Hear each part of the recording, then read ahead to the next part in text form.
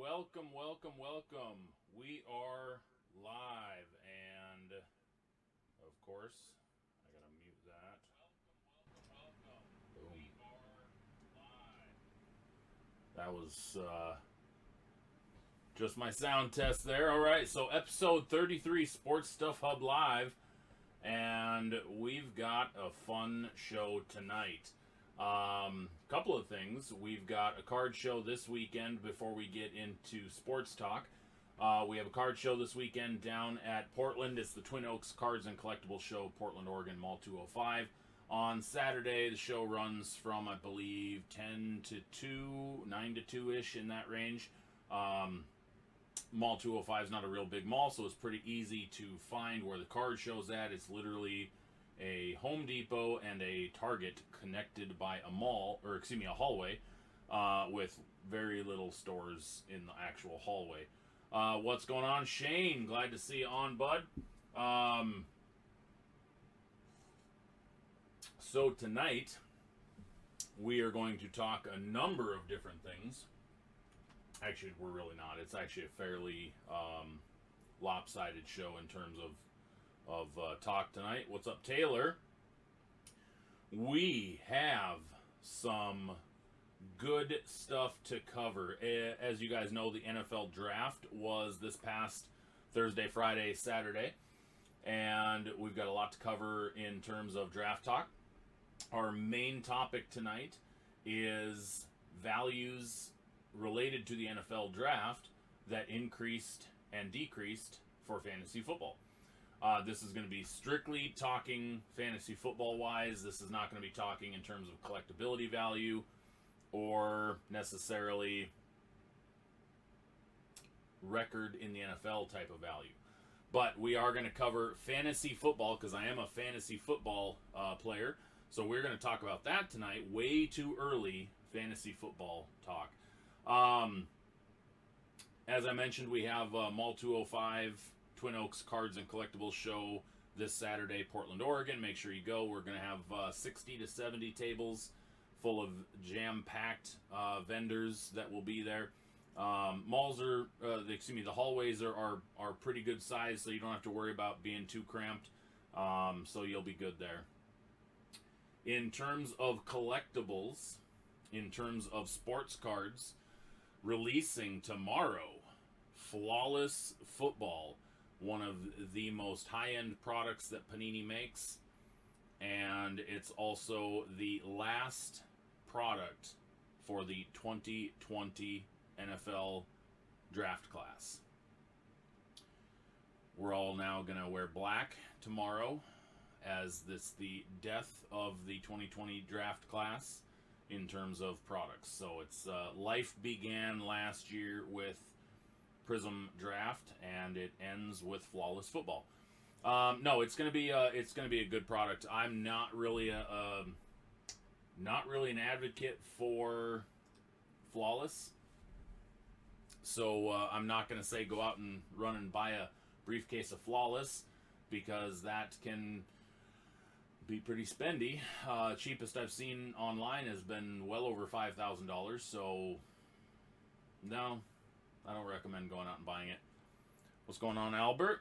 And then also tomorrow is Panini Crown Royal Basketball, and that is one of my more favorite NBA products because I love the Kaboom case hits. So I will be definitely searching out some Crown Royal this next week. I did pretty good with last year's Crown Royal with the Kabooms, so I'm probably going to try to track down a few more and see if my luck continues into this year.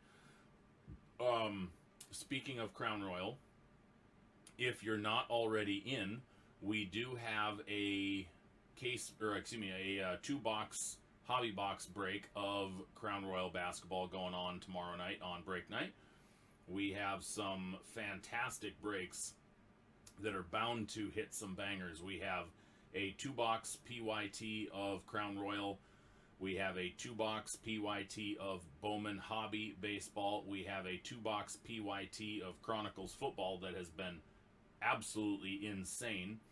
And and we have a 2-box random team of Diamond Kings First Off the Line Baseball, which I highly recommend getting in that break because I believe it's $18 a spot that I have it listed right now, and it's an absolute freaking banger.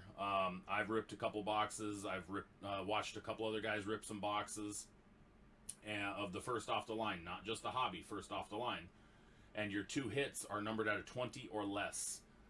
And I've seen some really good stuff coming out of that, especially in terms of the rookies. So I would definitely, if you can get it at a good price, get it. If you can get in on breaks, get in on breaks. This is a 2-box random team that we're running. Our 5th break for tomorrow is going to be our loyalty rewards break. This break is for the people who participated in at least 3 breaks throughout the month. 3 different breaks, I should say. And those people were qualified to get into this box break at a very generous price, we'll call it. Price point on it. It's a random team for National Treasures football. When all said and done tomorrow morning, I should say, I'll know who does and does not have for qualified people. I'll know who doesn't buy their spot. I will be releasing some spots to the general public for people who did not qualify. They will not be getting the same price though as the loyalty rewards people. Just because it's not fair to the people who were there and supported throughout the month and qualified. It's not fair to them for other people to get the same price. So I will be opening it up to the rest of the world, I guess, that want to join the break, but at a different price point than what the qualifiers got it at.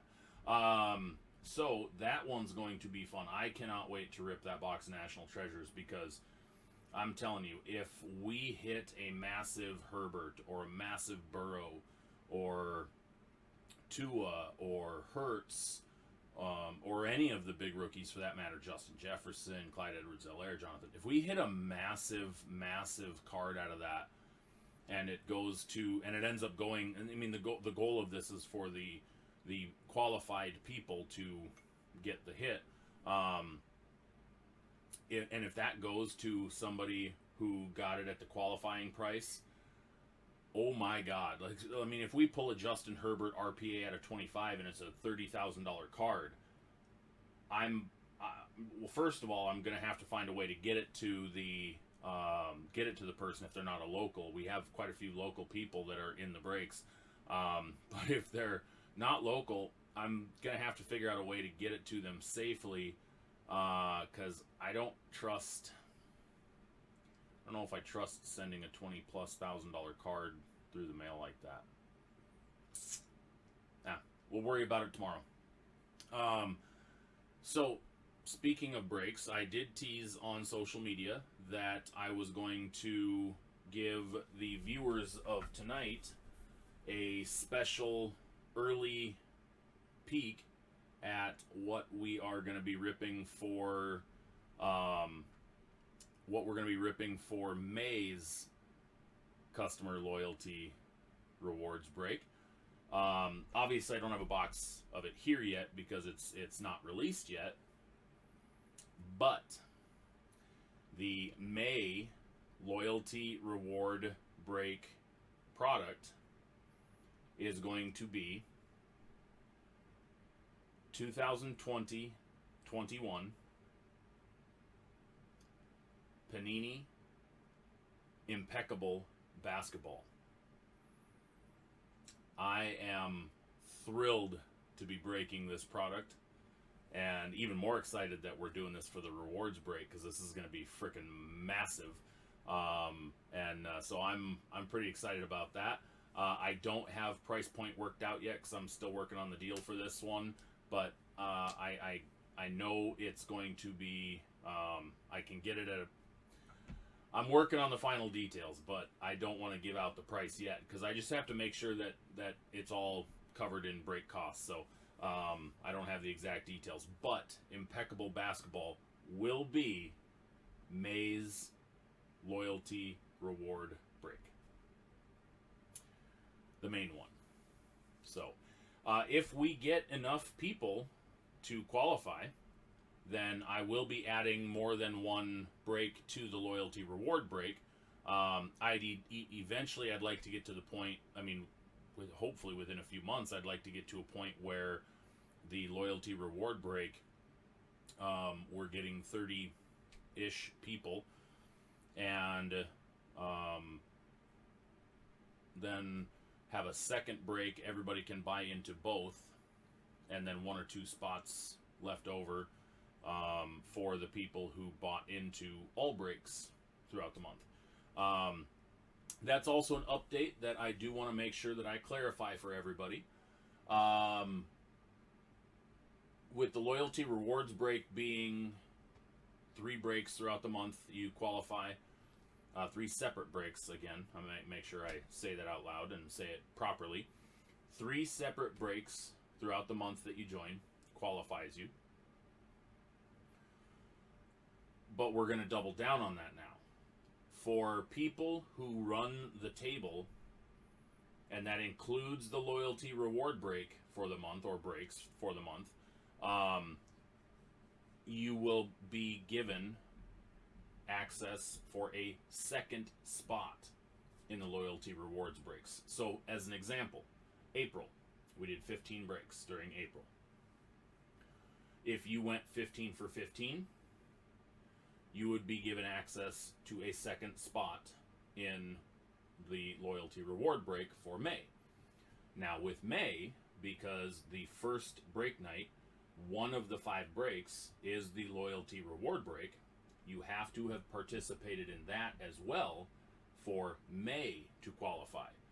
So if your first month is May, you wouldn't be able to qualify for 2 spots for the May, because you're going to miss, obviously, the loyalty reward break. But it gives you a target to shoot for after your first month and you qualify for the loyalty rewards break. Then the second month, if you run the table, then you can qualify for a second spot for your second month. So that's sounds like a pretty good plan. So yeah, that's how it's going to go going forward. That's how the second spots are going to be handled. It's more incentive, and it rewards the people who were able to get into all aiming for 20 breaks a month if we run 4 weeks. So get to some of the comments here. Crown looks pretty good from the breaks I've watched. I'm assuming you probably watched some first off the line breaks, because hobby boxes shouldn't be broken yet. But yes, it does look fantastic. David Miller is not here, even though he's typing. Sheesh and wow and the emojis, I'm guessing, have something to do with me announcing the rewards break. David Miller, just FYI, I probably won't be around tomorrow. My team advanced in the playoffs, so we have a game tomorrow. Congratulations, David. Awesome. His, I believe, baseball team or softball team that you're coaching made the playoffs, advanced in the playoffs. And so congratulations, David. Everybody give it up. Round of applause for David the team that he's coaching. Do I think I'll be doing a random Team of Chronicles football at all? I don't know, Taylor. I tried getting more H2, and every place I asked today was sold out. I was trying to get some of the H2 because it's a little bit cheaper, and if I would have bought it last week, I could have got it for about $2.50-ish a box. And I wish I'd have bought a few extra boxes when I ripped the one that I did last week. I wish I'd have bought a couple extras, because now everybody's sold out. If I can get my hands on the regular hobby boxes at a reasonable price, I may do a random. But the problem is they're going up already. They're already $500 a box, and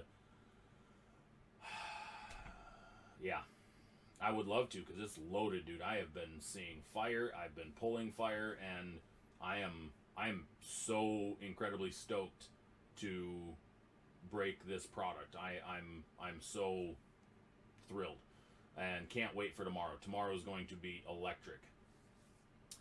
Oh, girls basketball. Sorry. Yeah, first off line. Okay. Congrats, David. Thanks, Phil.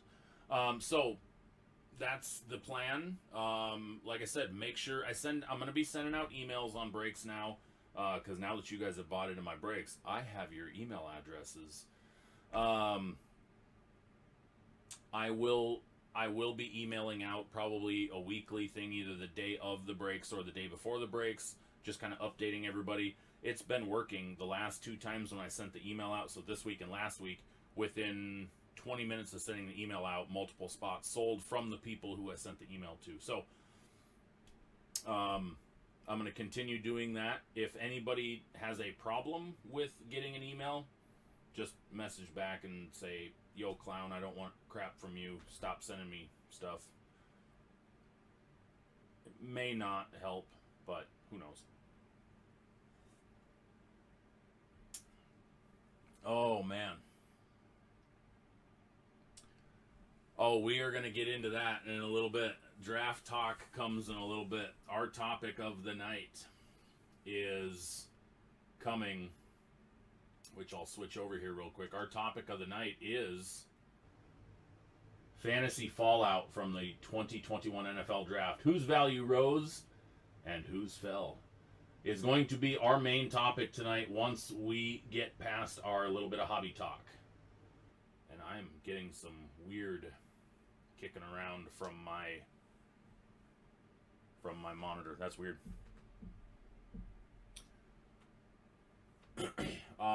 So yeah, that's the update for break night tomorrow night. Make sure you guys get in, get your friends in, get your anybody that you know that enjoys getting in group breaks. Let's get this built. The plan eventually, maybe even by the end of this year, is getting more than one break night per week. We get things filled, we can do more fun giveaways, we can do more product, we can do bigger product, we can do more boxes in the breaks. Right now I'm up to, obviously as you guys see, I'm doing 2-box breaks on pretty much everything, and I'd like to keep it that way. But we got to fill them, and yeah, let's keep it going. Let's keep the momentum going. We had a great break night last week, and I want to keep that going. And I see I've got to take out my break cam real quick. I'm going to switch over here.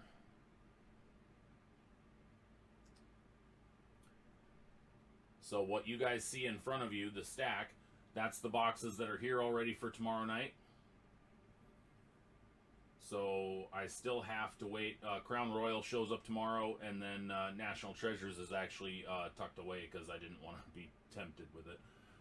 So here's our boxes, and then our preview box tonight, or our fun rip tonight, is going to be a Optic Mega that I picked up a couple weeks ago, actually, at one of the card shows.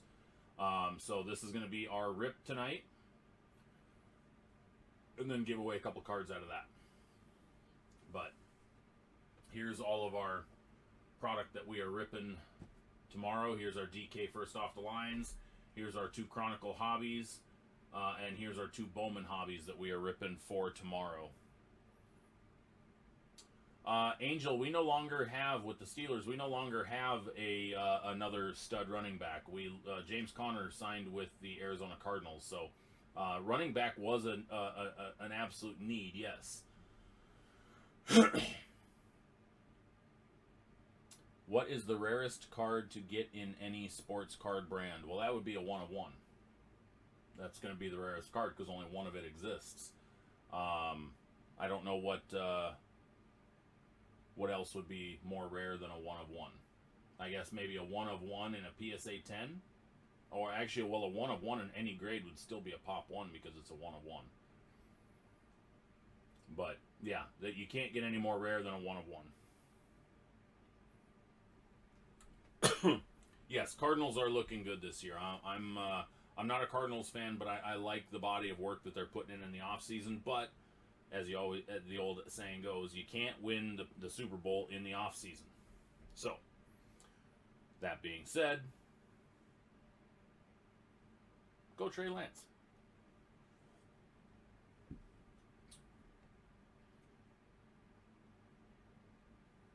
Okay, so we are going to get into our topic for tonight.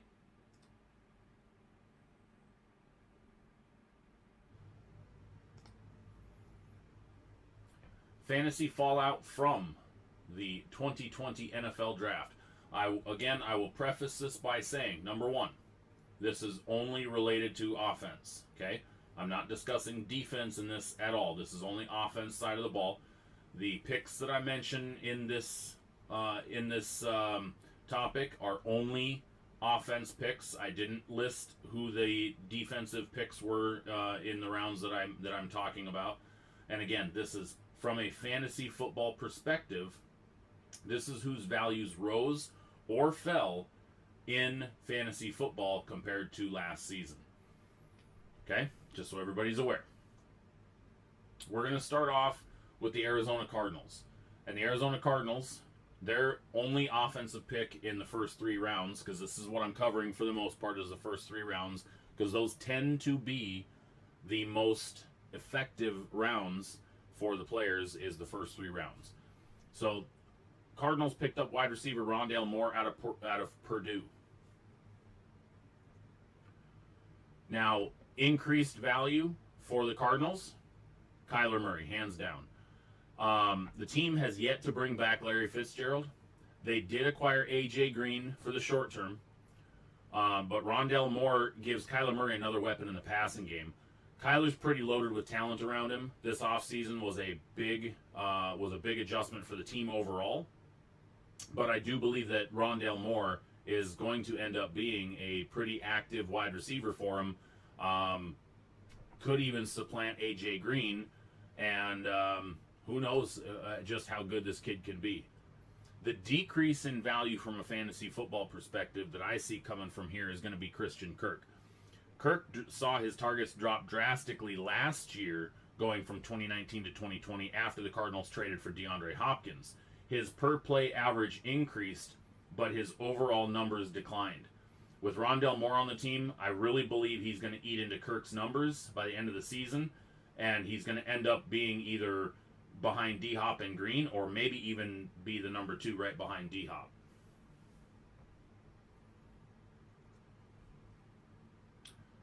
The Atlanta Falcons.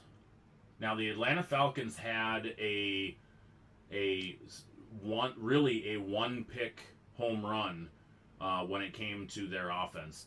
Their first two offensive picks in the draft were first round pick number 4 overall, tight end Kyle Pitts out of Florida, and then they also in round 3 went after offensive tackle Jalen Mayfield out of Michigan. Where this really is going to increase the fantasy value is going to be for Matt Ryan.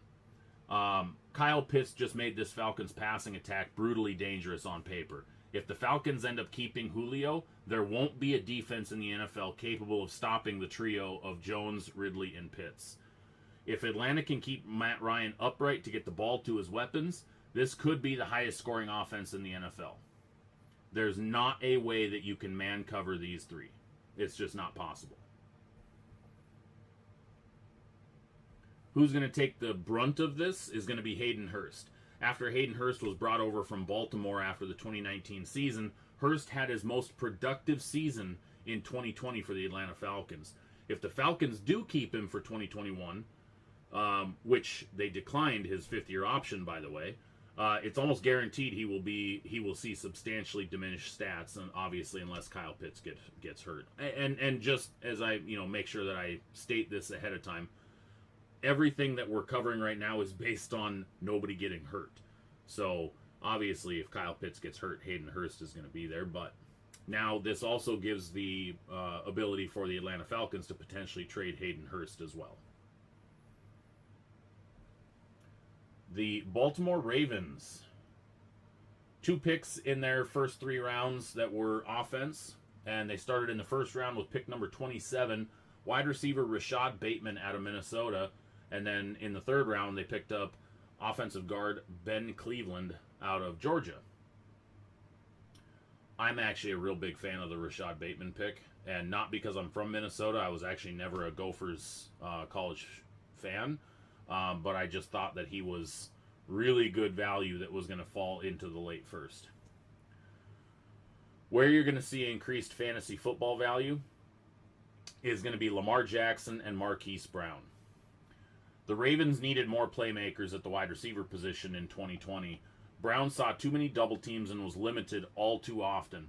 58% completion when he was targeted because of the coverage that he was given.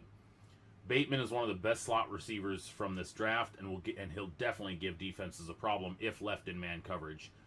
Jackson and Brown will both see increased statistical success with this potent weapon added to the mix. Decreases in value you're going to see from Devin Duvernay and Miles Boykin. Let's face facts here, guys. Duvernay and Boykin were abysmal in 2020 overall. Neither one of them were electric. Let's just put it that way. On an offense that had Lamar Jackson at quarterback and Marquise Hollywood Brown, you had Duvernay and Boykin that were kind of let's face it. The Ravens' passing game was lackluster, and Lamar Jackson didn't even surpass 3,000 passing yards. Bateman will eat into snaps and targets for both of them, and he could easily even knock out free agent wide receiver Sammy Watkins for the number 2 role. This really is a no-brainer. Rashad Bateman's going to be a stud, and taking out Sammy Watkins actually could be fairly easy. He's already surpassed, in my opinion, Duvernay and Boykin on the depth chart.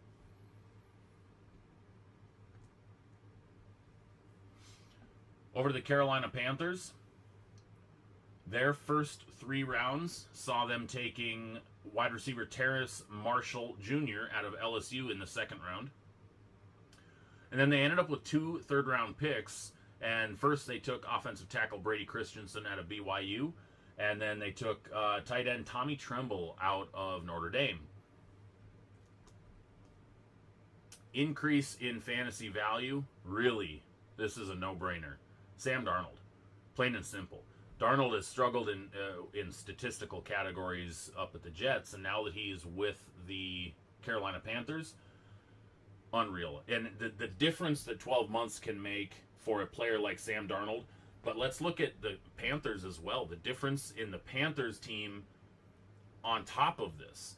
It's clear that the Panthers believe Darnold can be the guy in Carolina, as they built around him more in one draft. Okay? One draft. They built more around him than the Jets did since 2018. Marshall's 6'2", and he can play physical. He's 205 pounds. He's a playmaker that'll fit perfectly into Matt Rule's offense. Sam Darnold should see a really good uptick in production this year. And Carolina could surprise some people and potentially even be a playoff team. But again, this is more fantasy talk. Sam Darnold could definitely be a QB2 stashed on a lot of people's rosters this year. Decreased value. The Moore boys, DJ Moore and David Moore. Anderson probably is really the only safe wide receiver for the Panthers in terms of his value, as he's already got rapport with Darnold since they were on the Jets together pre-2020. DJ and newly signed David from the Seattle Seahawks will likely see solid targets to open the season, with Marshall slowly chewing more and more into that as the season goes. Marshall's an absolute touchdown machine. He had 23 touchdowns combined between 2019 and 2020. So he'll likely see more scoring opportunity than the Moore boys combined. Add in the fact that Darnold's got got a good O-line, and they added BYU offensive tackle Brady Christensen, and Darnold's going to have time to throw, and Darnold's got weapons to throw to for a change. So I expect Sam Darnold to have a really good statistical season, but be very careful with the DJ and David Moore stashing them on your roster. They might have a game or two here and there, but once Terrence Marshall gets into a groove, you're really going to see their statistical success take a nosedive.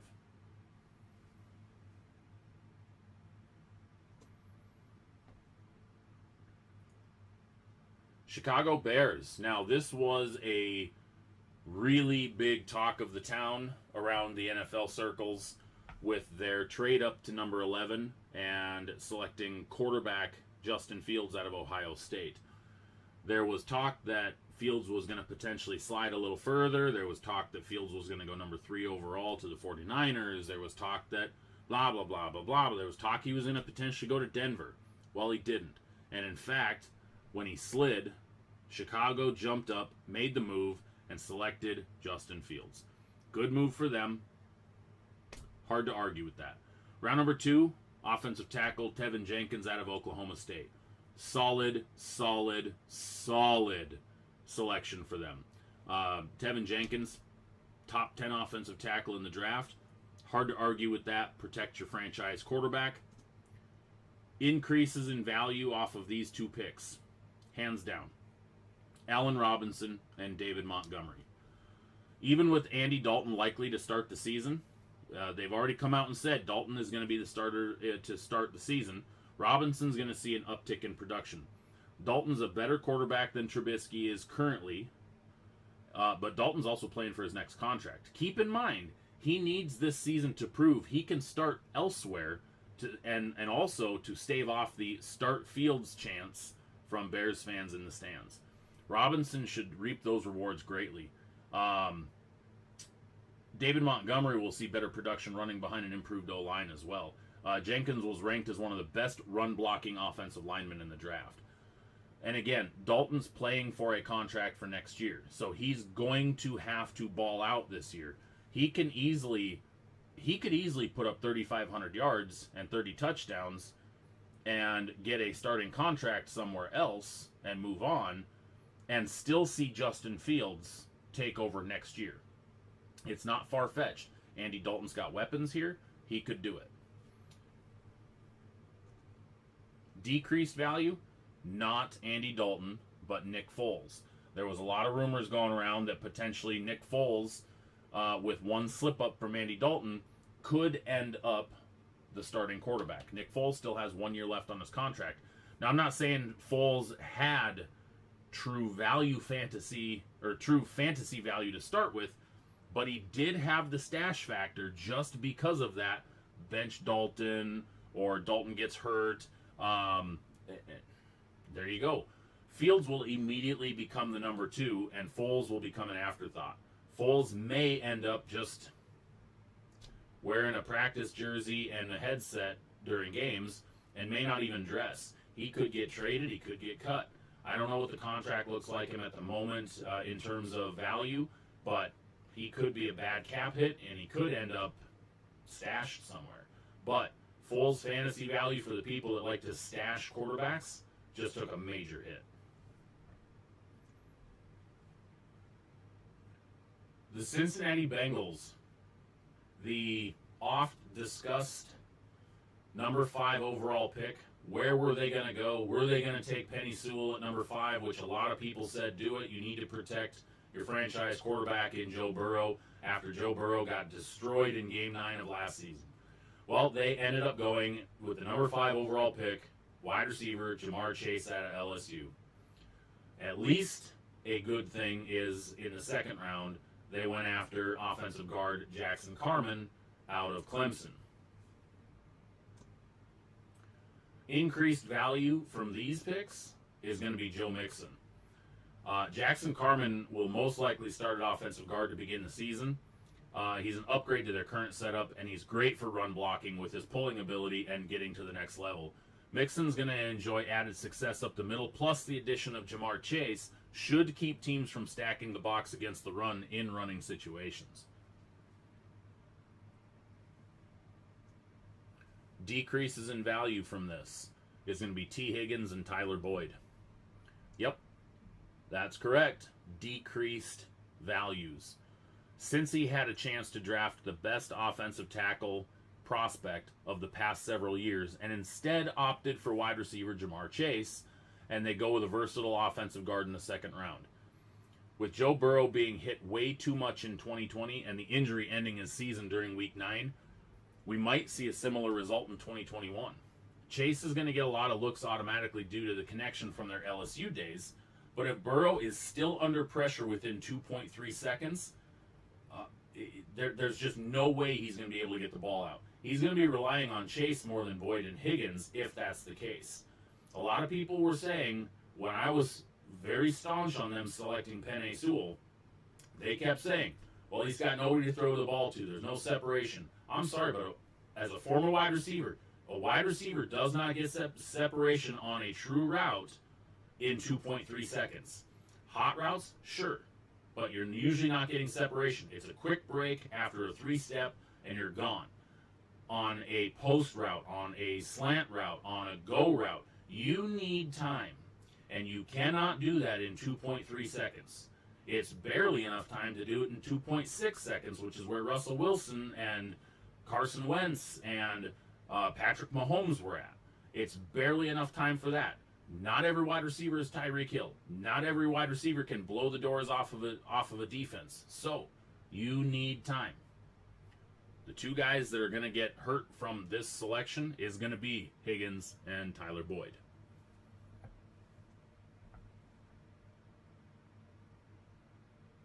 The Cleveland Browns with one offensive pick in the first 3 rounds, and they went with wide receiver Anthony Schwartz out of Auburn. I had Cleveland in my mock draft taking a wide receiver in round 1 because I really felt that that was the best thing that they could add to their team for this year, and they waited until the 3rd round.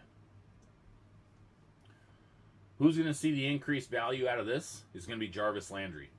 Some will argue, just for the sake of arguing, that it helps Baker more, but Baker threw for 3,500 yards this last season, and that was without OBJ for half the season, while Landry posted 840 yards on 101 receptions.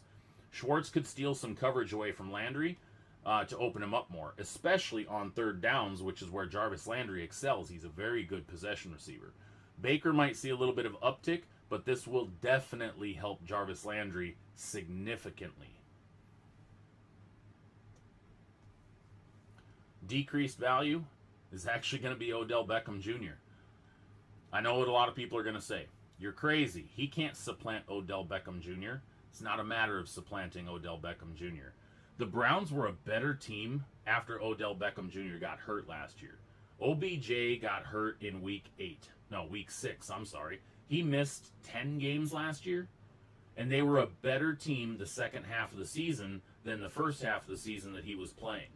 So, with the Browns playing better the last 8 games, one would argue that a better option at wide receiver may keep that momentum in 2021. Enter Anthony Schwartz. He doesn't need to step up and dominate. He just needs to take heat off Jarvis Landry. Schwartz just made OBJ expendable.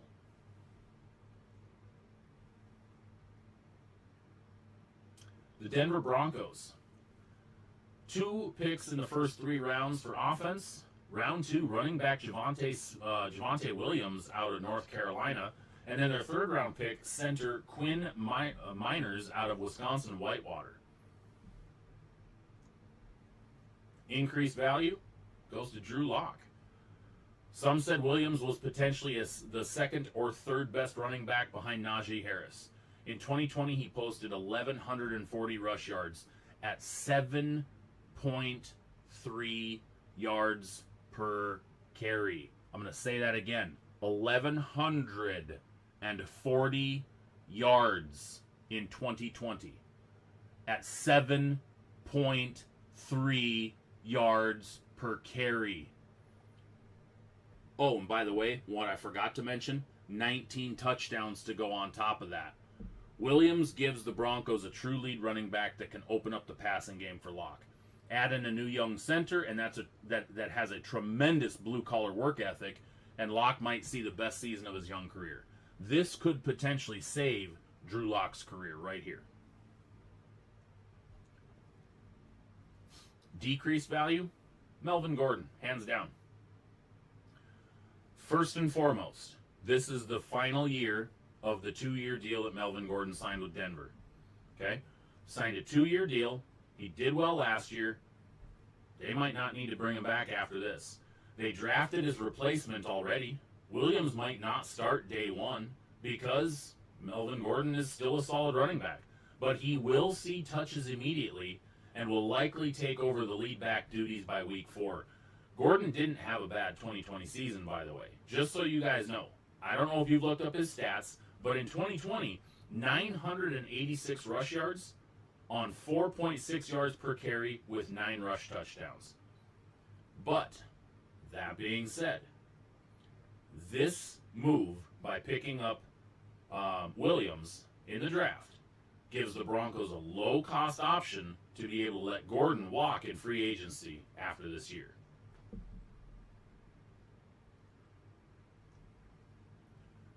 The Detroit Lions, the guys who I saw absolutely erupt in their draft war room when they took Penei Sewell at number 7 overall. Offensive tackle out of Oregon, the guy that everybody was screaming for the Cincinnati Bengals to take at number 5, fell to number 7, and the Detroit Lions were just like, yes, come here. No kidding.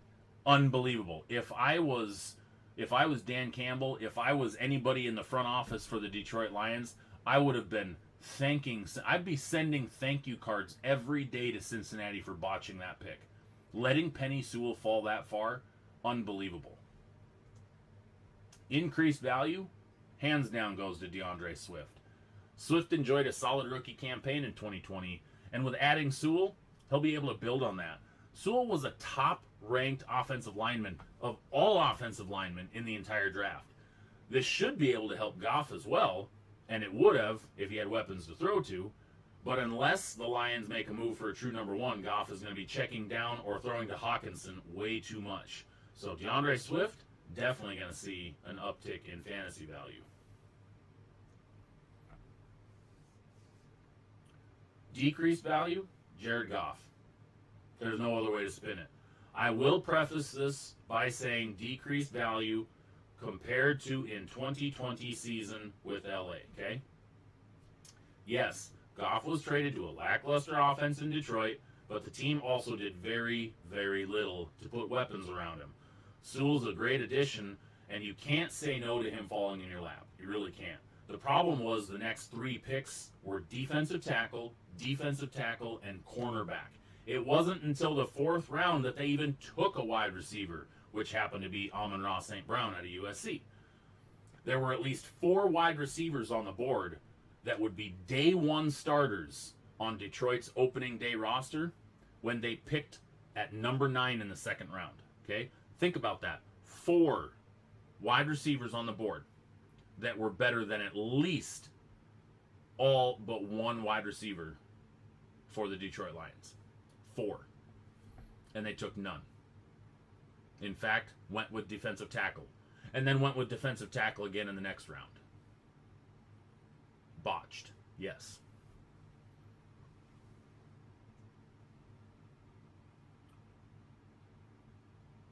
The Green Bay Packers. They actually had 2 picks on offense in the first 3 rounds. Just so happened that it wasn't until the 2nd round that they picked their first offensive pick, which happened to be center Josh Myers out of Ohio State. And then in round 3, they went with wide receiver Amari Rodgers out of Clemson.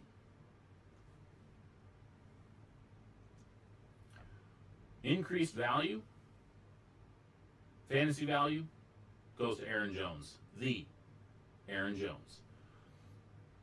With Corey Linsley heading to the Chargers, the Packers needed a new center.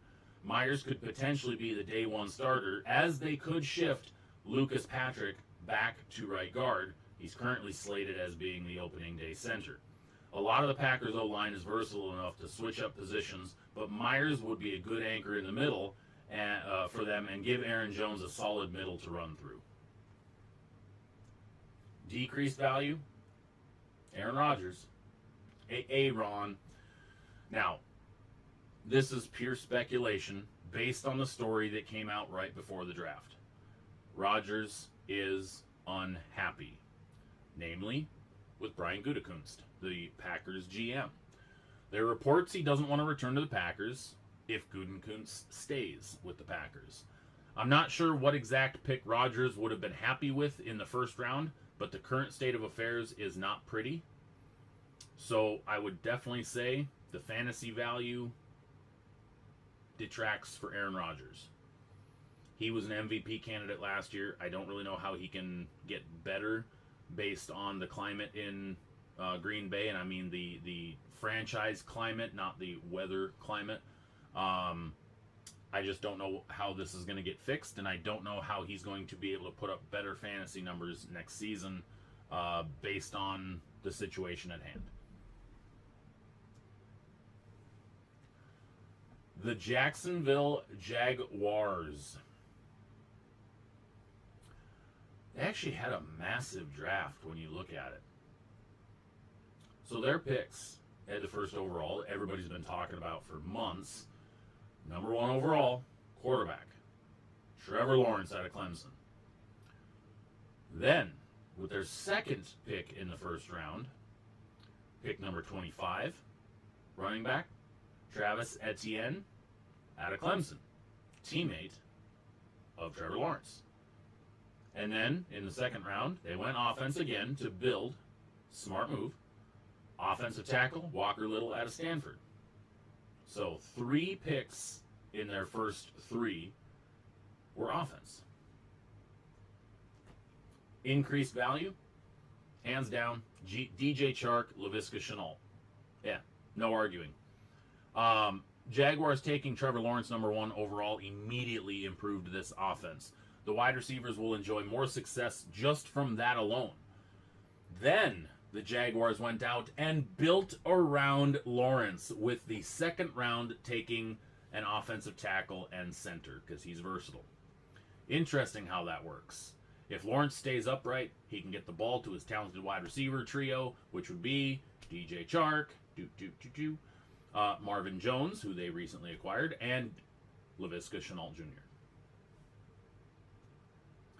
Decreased value the most on the team. James Robinson. This hurt. The one move that no one saw the Jaguars making was taking a running back in round 1. Nobody saw this. Robinson was a surprise to enter to the entire NFL in 2020. As an undrafted free agent rookie in 2020, Robinson was number 2 among rookies in rushing yards, eclipsing the 1,000-yard mark, hitting 1,070 yards actually, which made him just the 4th undrafted free agent rookie in NFL history to rush for 1,000 yards. What's he rewarded for his troubles? Well, his replacement being drafted the very next draft. A running back drafted in the first round the following year that happens to be the former college teammate of said new quarterback for the Jaguars, Trevor Lawrence. Can you say odd man out? Feel bad for that kid. I will put a side note on this as well. Decreased value obviously goes to Gardner Minshew. I didn't mention it in this, but I mean, it's pretty obvious Gardner Minshew's value just took a massive, massive hit.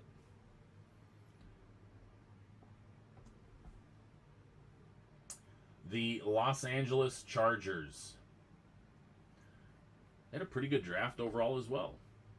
First round, with their pick number 13, taking offensive tackle Rashawn Slater out of Northwestern, the second best offensive lineman ranked in the draft.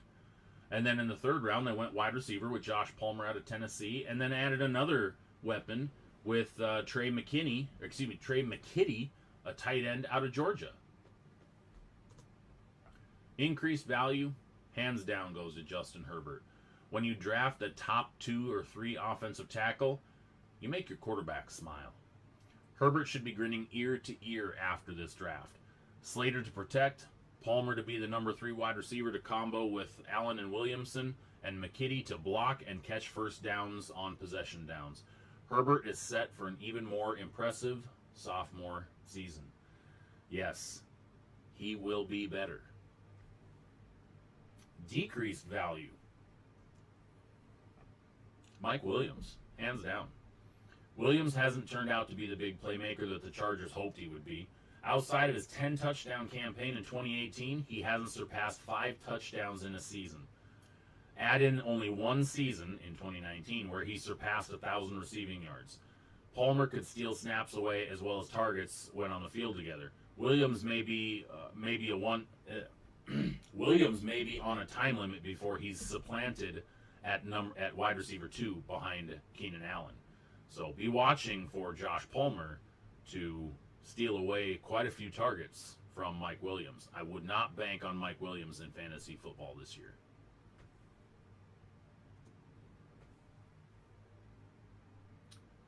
The Los Angeles Rams. They were kind of quiet. Round number 2, drafted wide receiver Tutu Atwell, and I just realized I didn't put his college up there, out of Louisville. 1 pick in the first 3 rounds that were on offense. Increased value, Matt Stafford. You can't really say anything else. Even without this wide receiver pick, Stafford should see a significant increase in his stats. The move to LA makes him a must roster in fantasy football as a quarterback. Stafford has never played on a team with as much talent at the skill position. Even if injuries to the wide receiver core happen, the depth is better than most of the starters he's played with, not named Calvin Johnson. This team is freaking stacked. Decreased value potential, Cooper Kupp, unfortunately. Atwell could chew into targets for a very efficient Cooper Kupp. If Atwell is used at almost a Welker-esque type of use, we'll call him, he could see upwards of 25% of the target share, and that could really chew into Kupp's value in PPR leagues. That could also eat into his potential for touchdowns as well, because Atwell could be used in short hot routes that he could break for touchdowns against the spread defense.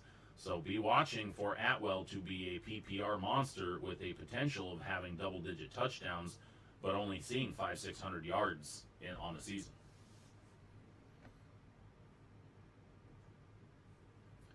The Las Vegas Raiders. The Raiders. Pick number 1, their only offensive pick in the first 3 rounds, was a bit of a surprise. Alex Leatherwood, offensive tackle out of Alabama, at pick number 17. Increased value? I guess we'll say Derek Carr. Personally, I don't believe Carr's fantasy value will increase from 2020. That's not a knock on Carr at all, by the way. It's a reflection of my faith in John Gruden's offense. Oakland hasn't hit much in the draft the past couple of years since Gruden came aboard as the head coach. The Raiders have finished 4-12 and 7-9 over the last 2 seasons. Unfortunately for Carr, his stats haven't improved drastically other than his increase in touchdowns from 19 to 20, which was 21 touchdowns to 27 touchdowns. I have a hard time believing that Derek Carr is going to have a big fantasy year. Decreased value, Josh Jacobs. Usually when a team drafts an offensive tackle in the first round, that's a good thing for a running back.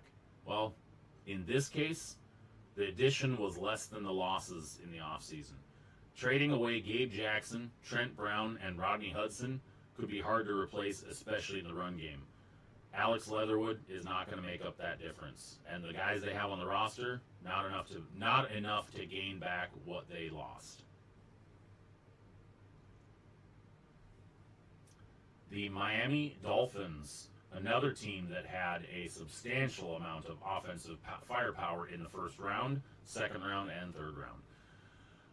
Starting with the first round, pick number 6 overall, wide receiver, Jalen Waddle out of Alabama. Second round, offensive tackle, Liam Eichenberg out of Notre Dame. And round 3, tight end Hunter Long out of Boston College. Increased value, can't argue this one at all. Tua Tagovailoa. The Dolphins let it be known to the NFL world that they're investing in their young quarterback. Tua had his struggles in 2020, but don't let that fool you into thinking he isn't talented. He now is joined by his former college teammate, Waddle, and gets an upgrade at the offensive tackle position. Add in a receiving tight end that can be paired with Mike Gesicki for 2 tight end sets, and this could be a dangerous offense. You put Tua into a situation where he's got a a tight formation with 2 tight ends in tight, a 1 wide receiver in a split role, and a running back lined up right behind him, these 2 tight ends are going to dominate people. It's going to look like a goal line formation, and they're going to be thrown over the top of people. Simple as that. Decreased in value, fantasy-wise, Will Fuller and Preston Williams. Williams already took a value hit when Fuller came aboard. Now push him back even further behind Waddle. Fuller could even see a drop as Waddle is just too talented to be reduced to a number 3 wide receiver role. I don't know if Fuller was expecting the Dolphins to go wide receiver and land such a big fish. Will Fuller's going to end up, he's suspended to start with, so he's going to miss, I think, 2 games or 1 game, whatever it is. Waddle's going to come in. Him and Tua already have chemistry, and Waddle's going to end up with Devontae Parker as being the guys. Simple as that.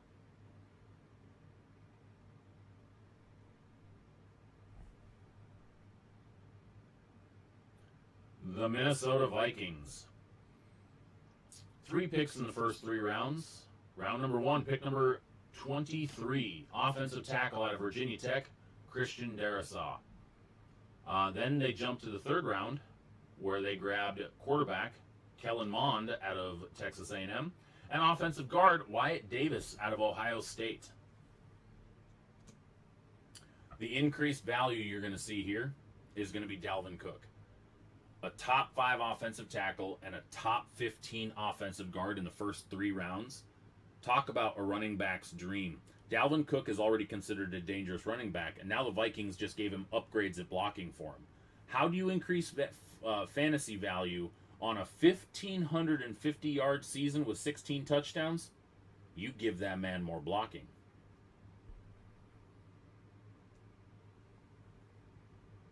Decreased value. Kirk Cousins. How often is it that a team can draft 2 offensive linemen, a top 5 tackle and a top 15 guard, in the first 3 rounds, yet it hurts the value of the quarterback? The answer? When the same team drafts a quarterback in the 3rd round that could replace him if he struggles. The Vikings have weapons. Nobody can deny that. Thielen and Justin Jefferson and Alexander McKenzie and Irv Smith Jr., and Dalvin Cook, who we just mentioned. There's no denying that. Now, there's no excuse if Cousins continues his inconsistent play. Cousins is bipolar as hell with his play. If he struggles, Kellen Mond steps in. There's no excuse anymore. It's time to win.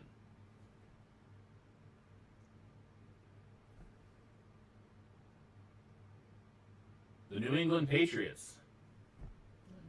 1 pick in the first 3 rounds on offense. Pick number 15 overall, the quarterback that fell right in their lap. Quarterback Mac Jones, Alabama. There's a lot of people that did not think Mac Jones should even be a first-round pick. There was a lot of people that thought that he was going to go number 3 overall to the San Francisco 49ers. Well, both were wrong. Mac Jones, New England Patriots. I like this one, by the way. Increased value. This helps no one if Mac Jones does not start. Okay? No one. Cam Newton is slated as the starter. Simple as that. If no one is helped because of this pick, because Cam Newton starts, there's no benefit to it. That being said, decreased in value, Cam Newton. This is the first time that Bill Belichick has taken a quarterback in the first round since becoming the head coach GM of the Patriots. I checked into this. In 2000 is when he became the head coach / GM. And he has never drafted a quarterback in the first round. By taking Mac Jones, number 15 overall, Cam has one option, and only one option. Ball out.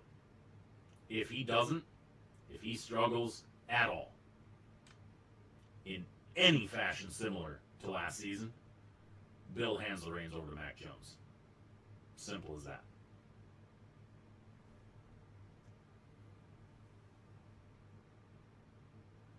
The New York Football Giants. 1 pick in the first 3 rounds on offense. And that was the first round, pick number 20, wide receiver, Kadarius Toney out of Florida. Now, some people said this was a reach, and some people said they could have got him in the second round, which then they ended up getting the guy in the second round on defense that they probably should have taken in the first round, and it was just a jumbled mess. But either way, Kadarius Toney out of Florida. Increased value from this, Daniel Jones. Jones gets another weapon to throw to. Some say the Giants reached here, as I just mentioned, but it's irrelevant with the amount of talent at wide receiver. Toney won't be expected to be more than a wide receiver 3 in 21, which gives him time to build rapport with Jones. They have such a deep wide receiver core right now, he doesn't need to step up. With the addition of Kenny Golladay, yeah, they're good. Decreased value just went to Darius Slayton, another wide receiver that took a drop during the offseason free agency. When the Giants signed Kenny Golladay, everyone dropped. Kenny Golladay became their immediate number 1 receiver. Now with Toney being drafted in the first round, Toney steals targets from their current number 3 wide receiver, Darius Slayton, and maybe even jumps Sterling Shepard. And it could be the Kenny G, Kadarius Toney show. You could see 2 very good receivers slanted this year. Jumping across town, the New York Jets. Actually, it's not even really across town. The other locker room, we'll call it. Jets had another very busy draft. 3 picks in the first 3 rounds that went to offense. Everybody knows they had the number 2 overall pick. Everybody knew they were taking quarterback Zach Wilson out of BYU. But what were they going to do with pick number 2? The number 14 overall pick? They went with the best guard on the board, Elijah Vera Tucker out of USC. Then in the 3rd round, they got a lot of bang for their buck. Wide receiver Elijah Moore out of Mississippi. A wide receiver that I had pegged as being a first-round draft pick.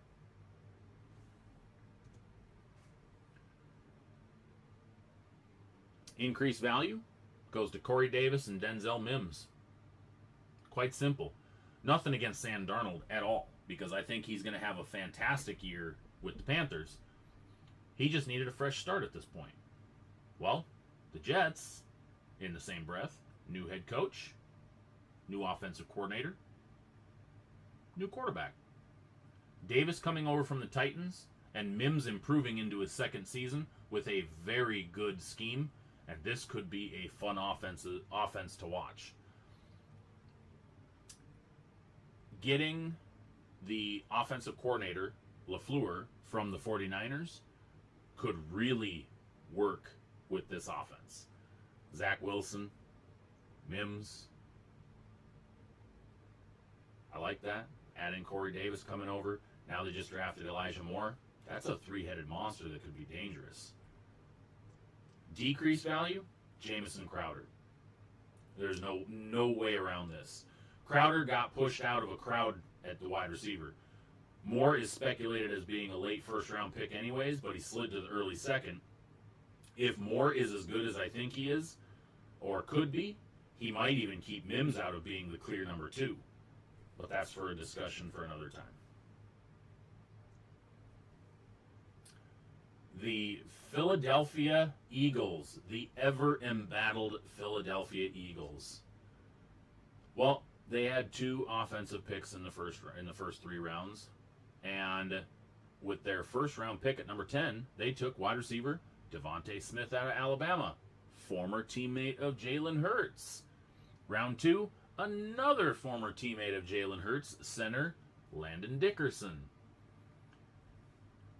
Where does this increase the value in their offense? Jalen Hurts, hands down. Finally, the Eagles made a good draft pick at wide receiver in the early rounds. Another quarterback that gets his college teammate to throw to, because there was a lot of them this year. The Eagles get a true number one wide receiver, and Hurts gets a key piece to block for him. That is actually just as important as Devontae Smith. Kelsey's back for one more year at center, so Dickerson will likely slide over to offensive guard early on because he is versatile. This move gives them time to learn on field from Kelsey. When you line up Dickerson and Kelsey at center guard, Dickerson's going to take everything that Kelsey does, every move Kelsey does, and he's going to be taking that into his knowledge bank and using that for his career moving forward once Kelsey retires, which could be at the end of this year. Hurts could easily be a QB2 on most fantasy rosters with a potential for QB1 based on this team they're going into this season with. Decreased value, unfortunately, Greg Ward. A feel-good story, kind of going to get knocked out of the way here a little bit. Outside of Rieger, I don't really see any other wide receiver benefiting from Smith addition from a fantasy perspective. Smith is going to gobble up targets and substantially reduce production from the stopgap wide receivers that the Eagles have had on the field for the last two seasons, with guys like J.J. Arcega-Whiteside and Travis Fulgham and Greg Ward. Those guys were stopgap receivers. Arcega-Whiteside, obviously, horrible pick for where he was selected. These guys are not true number one wide receivers. Devontae Smith, true number one. Changes the offense. Hello, fantasy points for Jalen Hurts. The Pittsburgh Steelers.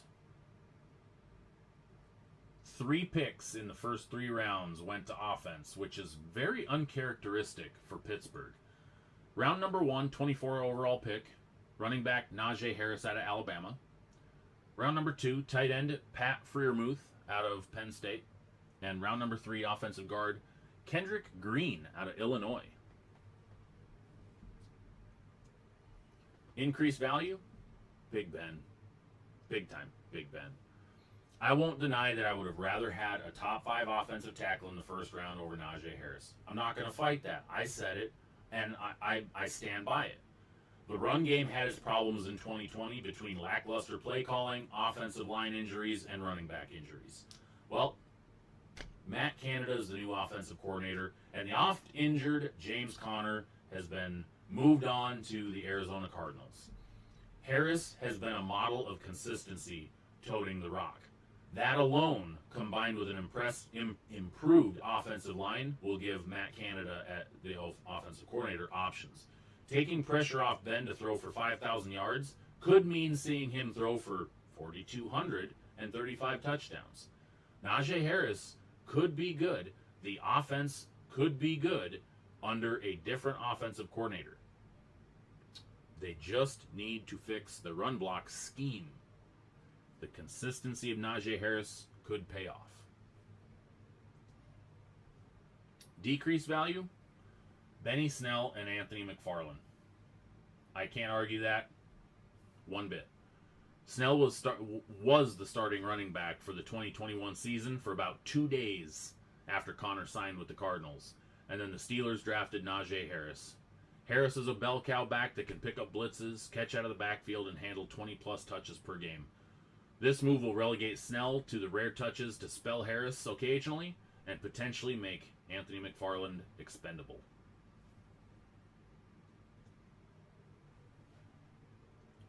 The San Francisco 49ers. Guys, I have been waiting to talk about this for 5 days. Since Thursday night. And I'm not going to get that much into it right now because I'm going to wait until I've got Dean and Mark back on the show. But this draft meant so much to me as a North Dakota State alum that I had nobody could ruin my night. Nobody could ruin my night. Number 3 overall pick out of North Dakota State. Quarterback Trey Lance. I jumped. I screamed. Startled my wife. I ran down the hall. No joke. I was talking to Don. Don can confirm that because I was talking to Don on Twitter during that. I loved that. That was fantastic. Moving on. Round 2, offensive guard Aaron Banks out of Notre Dame. And then round 3, running back Trey Sermon out of Ohio State. Increased value, the entire flippin' offense.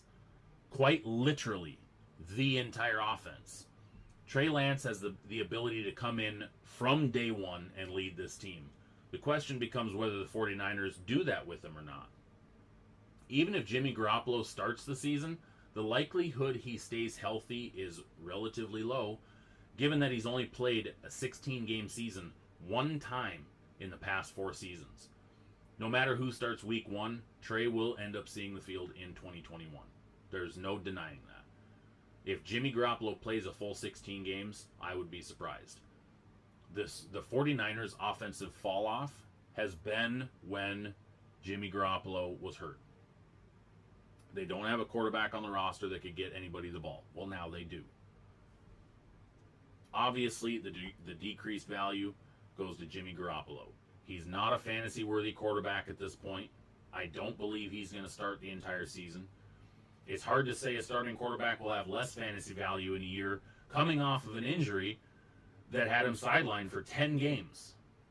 There's potential that Jimmy Garoppolo will have less fantasy points in 21 than he had in 20, where he only played in 6 games. Think about that. Essentially, Jimmy G is going to be grooming Trey regardless of who starts the season. To put it point blank, Jimmy Garoppolo's days in the Trey area are numbered.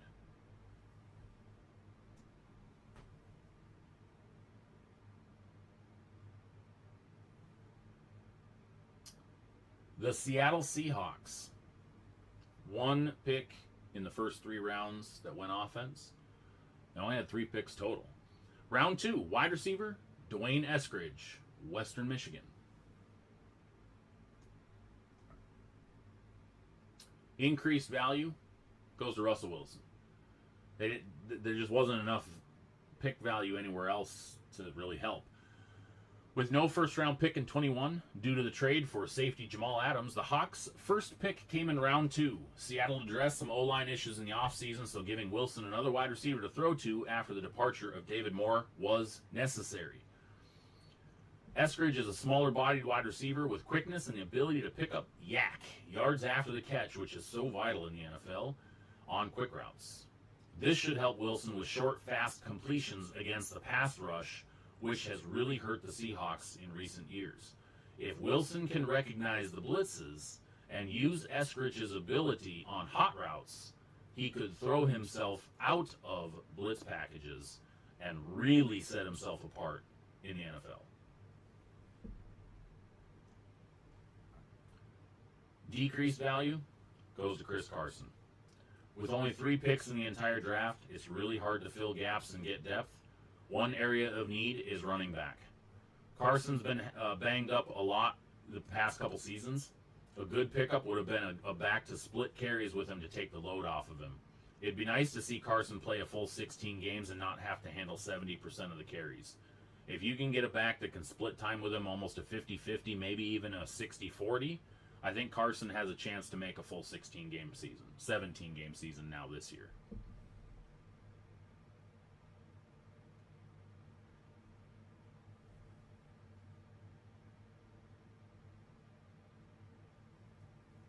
Tampa Bay Buccaneers.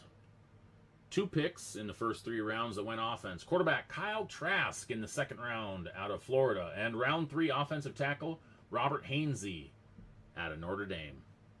And just so you guys know, I've caught some of the comments. This is not a defensive-minded fantasy talk at all. This is not taking defense into play at all. That's why I'm only mentioning the offensive picks in this. This is for the offensive fantasy football value, not defensive value. That's a whole nother conversation. Who do these picks help?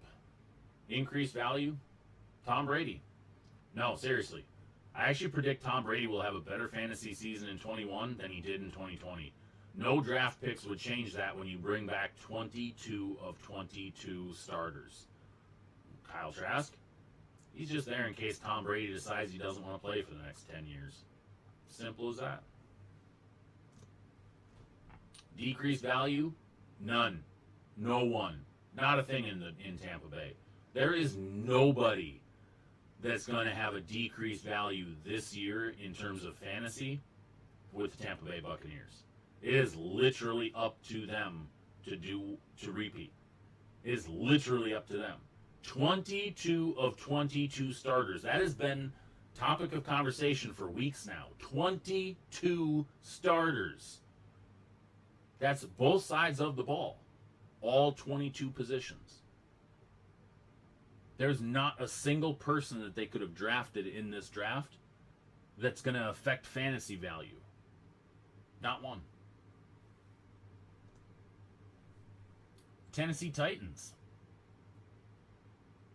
One pick on offense. Round 2. Offensive tackle out of North Dakota State, Dylan Radins. Yeah. I love that pick. I think he lasted longer than he should have. But at the same time, he was 2 picks away from going to the Steelers.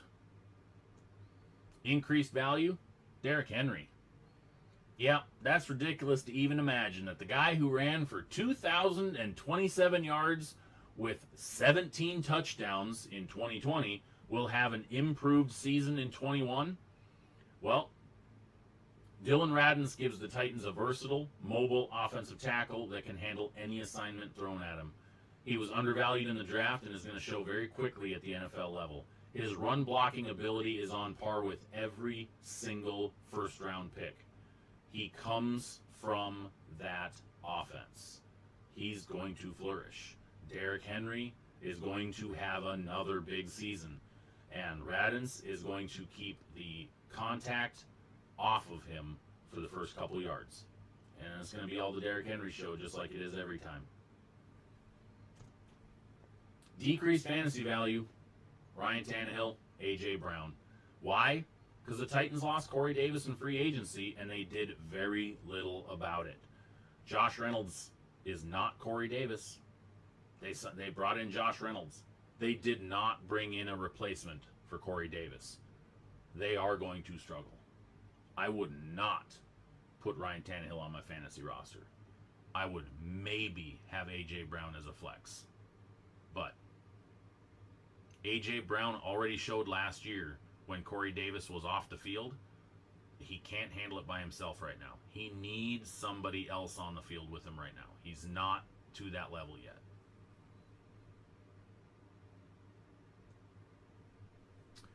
And our last team of the night, the Washington football team. 2 picks in the first 3 rounds for offense. Offensive tackle Sam Cosmi in the 2nd round out of Texas. And wide receiver Diami Brown in the 3rd round out of North Carolina. Who does this help the most? Well, that would be the man who's played for every NFL team in existence, including the ones who are no longer in existence. Ryan Fitzpatrick, the bearded wonder. Ryan Fitzmagic.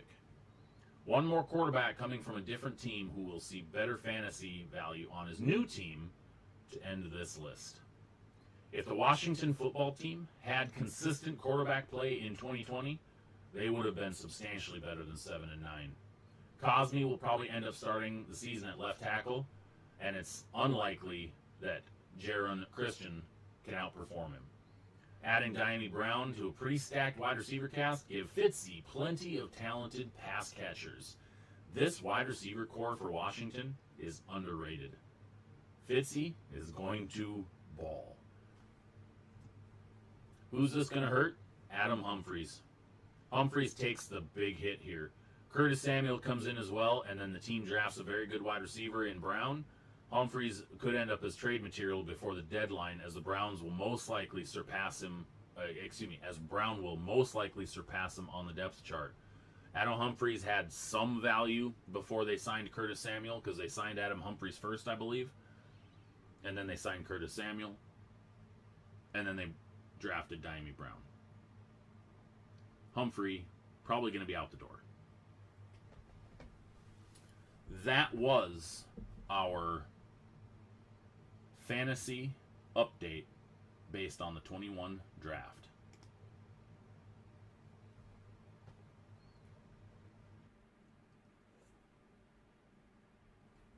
That was a lot of fun. I'm sorry I didn't get to read through all the comments as I was going. It's tough to keep track of my place and listen to all this, but I am going to go back through some of the comments here, because it's always fun to see what you guys are saying during all this. Oh, let's see here. I'm going to scroll. Holy crap, guys! This might be the most chatty you guys have ever been on during the show.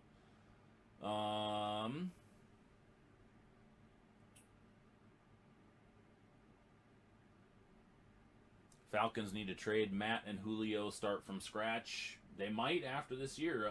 It's just too big of a cap hit for them to do that right now, Angel. Carolina's not making it over the Bucs. I never said anything about Carolina winning the division. I just said a playoff team, because they could make the playoffs without beating the Bucs. There's still the wild card spots. Ravens signing Alejandro Villanueva. Saw that already. Yep. Both Moores are starting, bro. Yeah, well, starting doesn't mean that it's necessarily going to continue to start, and doesn't necessarily mean that they're going to be able to hold off the upcoming wide receiver. The Bears win the draft. They got Fields. Yeah, it's hard to argue that. Justin Fields. Fields is going to learn under a good teacher, Dalton. Possibly. David Montgomery was already good with bad quarterbacks. That he was, and it's just going to make him even better. Montgomery is a top 5 guy now with Fields. That's potential, absolutely. MVP Nick Foles is the best bench quarterback. Oh, man. Oh, I got echo? Oh, that sucks. I haven't even changed any settings. I didn't hear any echo before. Just waiting for the Dolphins.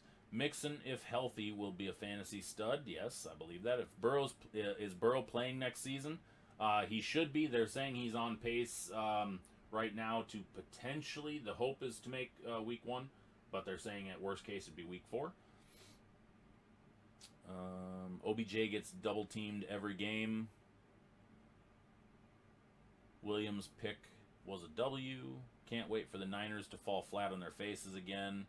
The only way they'll fall flat on their face is if both Jimmy Garoppolo and Trey Lance get hurt. North Carolina. Penny had better numbers in college, and Penny sucks. Penny did have good numbers in college, and which is when he got reached for by the Seahawks in the draft, I kind of chuckled, even though I know Dean loves him to death. Penny's always been hurt, plays well every time he gets to run, correct, but he's not an every down back. Penny sucks because he keeps getting injured. They need to turn the injuries off when he plays. Just like Madden, turn the injuries off. Why not? Oh, man. Best move the Lions have done this offseason was getting Dan Campbell as a head coach. Yes! Motor City Dan Campbell. Yes, I'm here for this. I cannot wait for post-game speeches from Dan Campbell. This is going to be epic. Who are the wide receivers on the Lions? That is a fantastic question. And that is the exact point why I brought up. At the time they drafted defensive tackle in the second round, there was 4 wide receivers on the board that they could have taken that could have been an immediate starter. No joke. Unreal. A.J. Dillon will get more carries. Potentially. Free Rodgers. Broncos and Raiders are in the mix. As long as he goes to the AFC, I'm good. Which is what if he goes anywhere, it'd be AFC. They're not going to trade him within the conference. Rodgers equals whiny diva, but he's not. Jags really killed the draft subliminally. I'm assuming that's talking about Rodgers. He should take the Rodgers route and ask to be moved. Keenan Allen will just get hurt before Williams loses playing time. Possibly. Allen does struggle to stay on the field. I wanted 2-2 over Eskridge. Seahawks will regret that pick. I did too, but think Eskridge is going to help special teams more. Yes, regret. Yeah, Tutu will be the bigger star. Eskridge, another star slot receiver. I see Eskridge as a lock at 2.0. That's what the Seahawks are hoping for. Hope would have taken the size at wide receiver. Miami Dolphins, woo, Lockett has that locked up. Tua, top 15 fantasy quarterback next year. It's possible. I think that's possible. With the weapons that he's got and the protection that they've got for him now, it is entirely possible.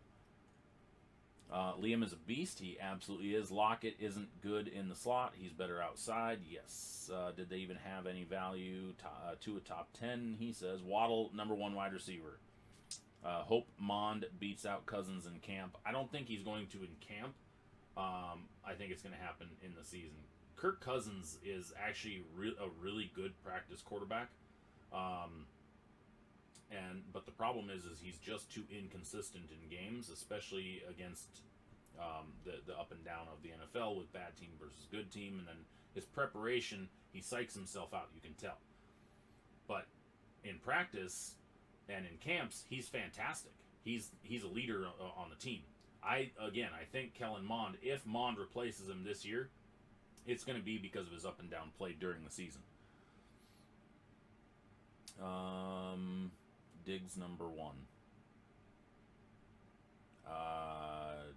Don't know what Diggs you're talking about because there's no Diggs on the Vikings because we're talking about the Vikings. Diggs is with the Buffalo Bills now. Angel. Cousins is terrible. He's not terrible. He's just not good.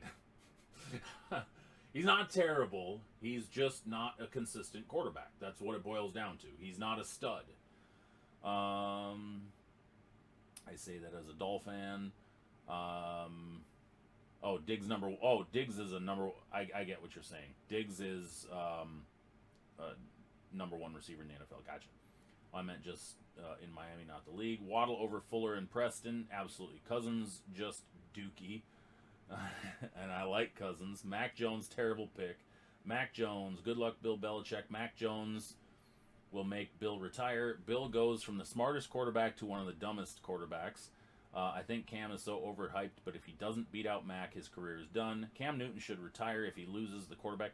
These comments are awesome, by the way. Thank you, guys. This is awesome. Cam Newton should retire if he loses his job to Mac Jones. A lot of Giant fans at my job love the Tony pick. Ingram value jumps, I think, potentially. I see Sanders getting a big uptick as well. Trey Lance, best quarterback in the draft, but you hate that he went to the 49ers. I know, David, but guess what? I love the fact that he went to the 49ers because the 49ers are actually a team that could contend with a good quarterback. Plus, Trey Lance comes and plays in Seattle every season then, and I get to go watch Trey Lance in person play football. I love that. So proud. Hope Aaron Donald lands on him. Jimmy G is good. He's banging porn stars now. He can be a backup quarterback the rest of his life. Mel Kiper gave the Seahawks a B+.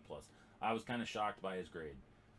Defense, special teams uptick. Correct. That's the comment I caught, David. And yes, the whole baseline of that talk was offense, not defense. Eskridge going to be doing kickoff and punt returns. Best man cover cornerback drafted and one of the best pass blockers in the draft.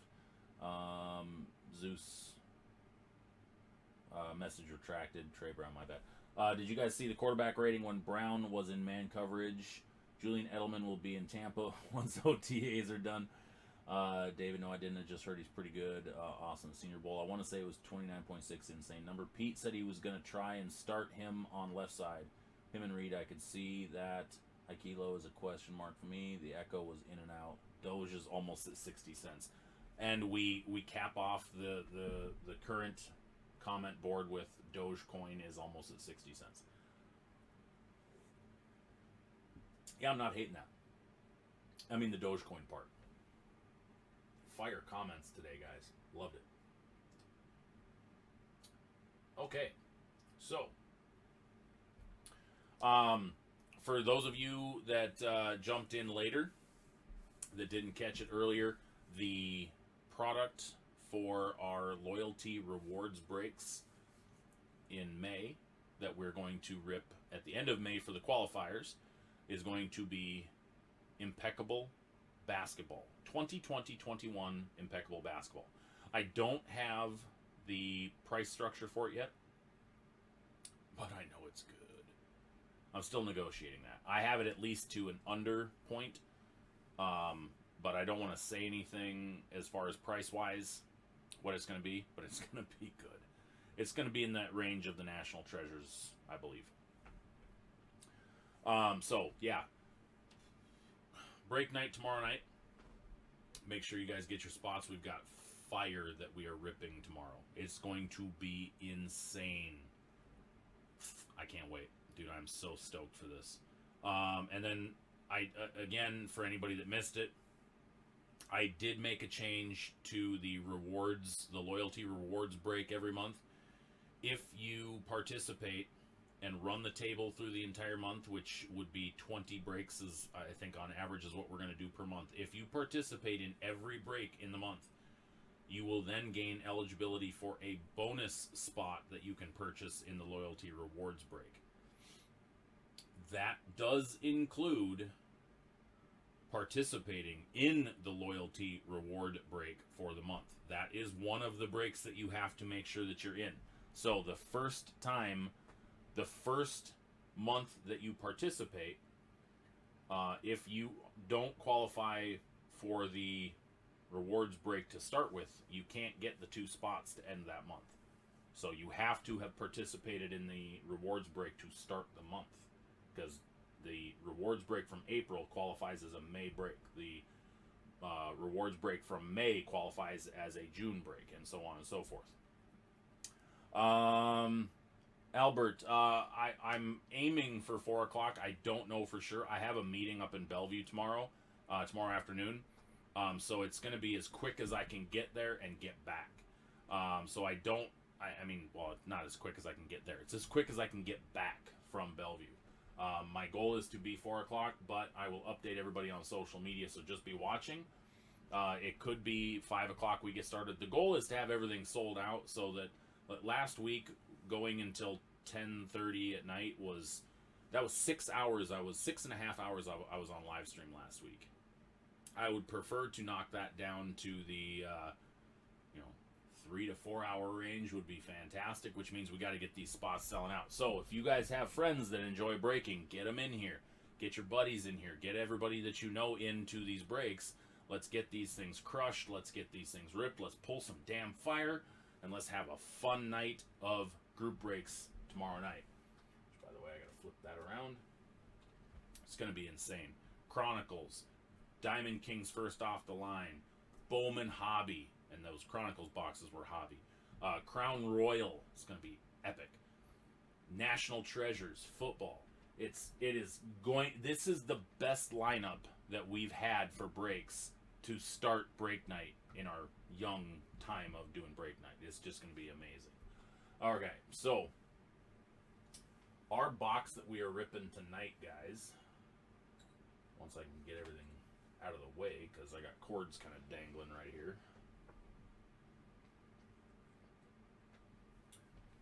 Our box that we are ripping tonight is Optic Football Mega.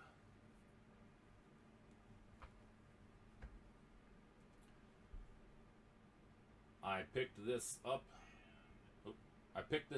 a few weeks, a month ago, something like that, at one of the card shows.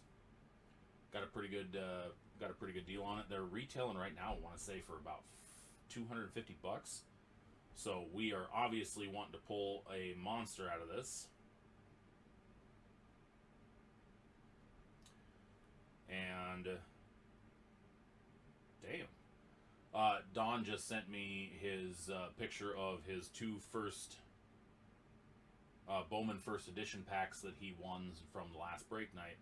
And he ended up with a Maximo Acosta first paper, a Jason Dominguez, a Nick Lofton, looks like the sky blue, and an Acosta sky blue as well. So, nice work, Don.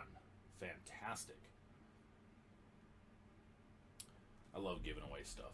So much fun when people qualify, give stuff away. Good stuff. All right. So let us get to our break for tonight. Our box rip is 2020 Donruss Optic Football by Panini. Mega Box. One exclusive Mega Box Blue Hyper rookie memorabilia card. So let's get it. Obviously, we're hoping for Herbert, Burrow, Tua, Hurts, Jordan Love, blah, blah, blah, blah, blah. So let's do this. I have had very bad luck with Optic this year. This has probably been, out of all the stuff I've been pulling just lights out fire with, Optic I have sucked pulling anything. That's why I'm not breaking Optic. That's why I'm not doing box breaks of it for you guys. Hell no. The crap that I've pulled this year ain't happening. We will not do Optic. I've ripped 4 hobby boxes at least, and 2 of the hybrid boxes, a first off the line box, at least 10 hanger packs, 5 blasters, and this will be my 4th mega, I think. And I have yet to pull a base Justin Herbert rated rookie. Ridiculous. All the autos that I've gotten of this have been crap. Most of the colors I've gotten have been crap. I haven't gotten anything good. It is unreal.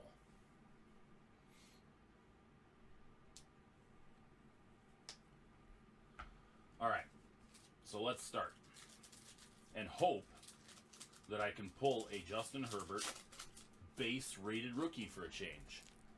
Let's hope.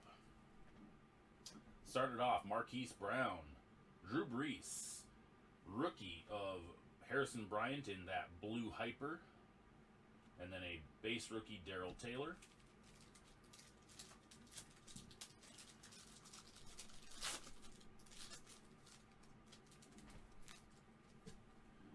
Crosby, Lamar Jackson, rated rookie Jonathan Taylor. That might actually be one of the better cards that I've pulled. I did get the Tua green laser, that's right. I did. That was and then Jeff Gladney. That was probably the best pull I've had so far out of Optic.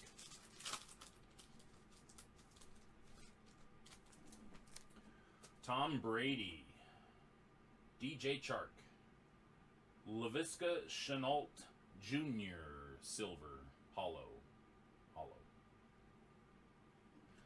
and CJ Henderson.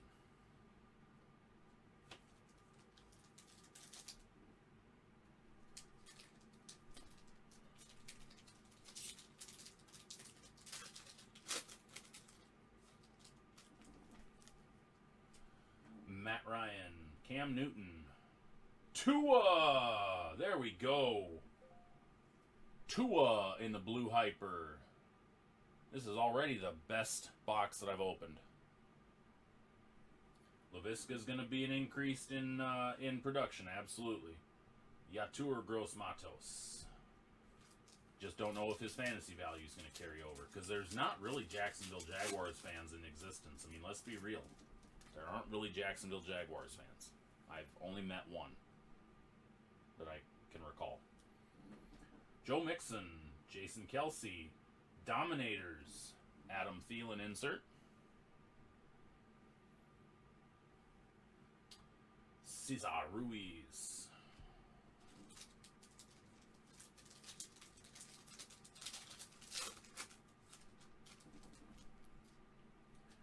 Cortland Sutton, Bobby Wagner. We get a hollow Drew Lock. Drew Lock. And then a Harrison Bryant rookie. Oh, there's the pack with the jersey card in it, so we'll save that.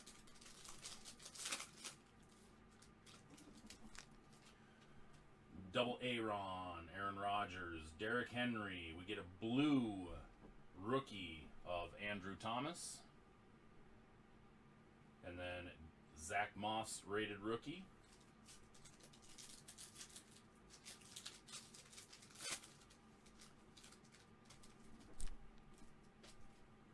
DeAndre Hopkins, Adam Thielen. We get a retro insert of Lance Allworth, retro series. And then a rated rookie of DJ Dallas for the Seahawks.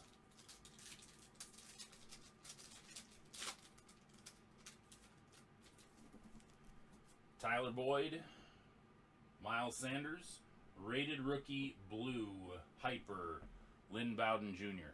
This is typical. Like, getting guys like Lynn Bowden Jr. is typical for me.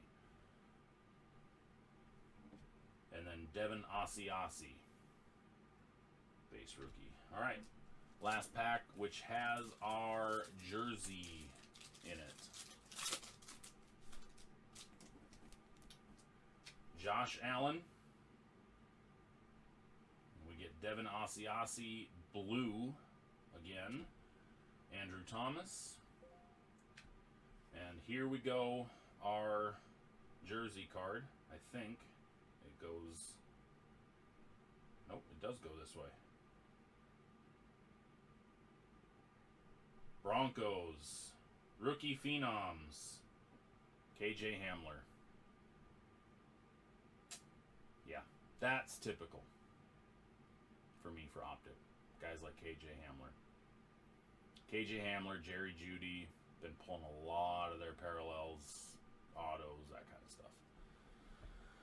So that was one box, one mega box of 2020 Donruss Optic football with the blue hyper parallels. All right, so to give away. Well, we're going to give away the KJ Hamler because I've got plenty.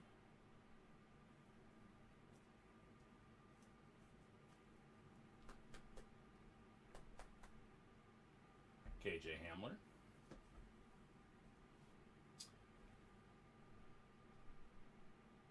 And because I need some more nice Tua stuff, I am going to give away the blue hyper Jonathan Taylor.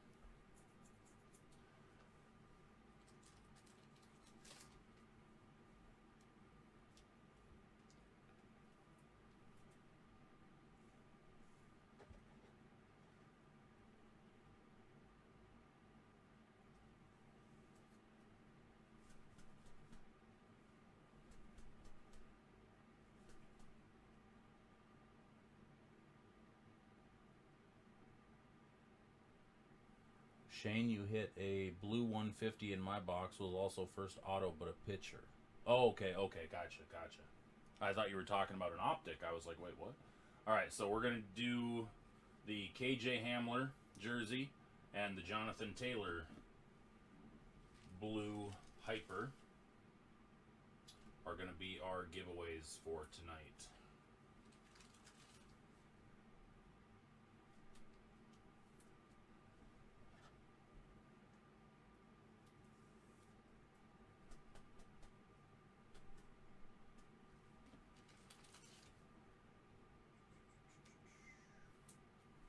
Okay.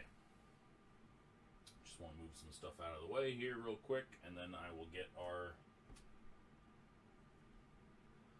then get our randomizer set up.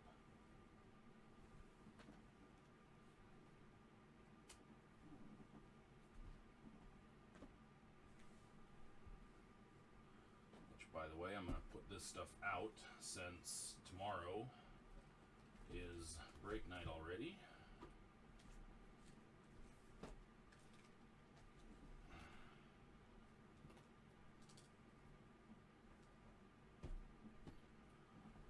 Okay, and then we'll put probably National Treasures here.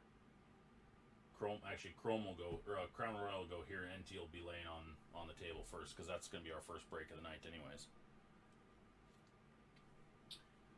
Okay, so let's get this rolling.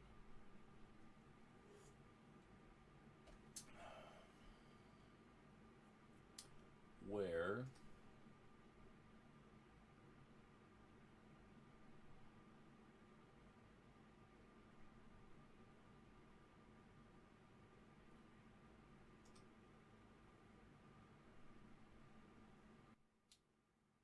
I will look at NT tomorrow. I gotta wait. I told everybody I'd give them until Wednesday morning to get their spots, and then there will be probably a couple of spots left over, and those I will open up to. I'll open those up to the general public, but it won't be at the price that the qualifiers got it at.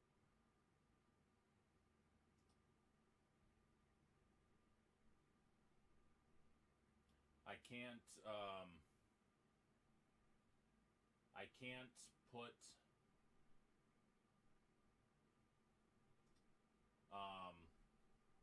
put the qualifiers. I can't just give the qualifiers another shot at buying, because I don't have a way to really be fair about it.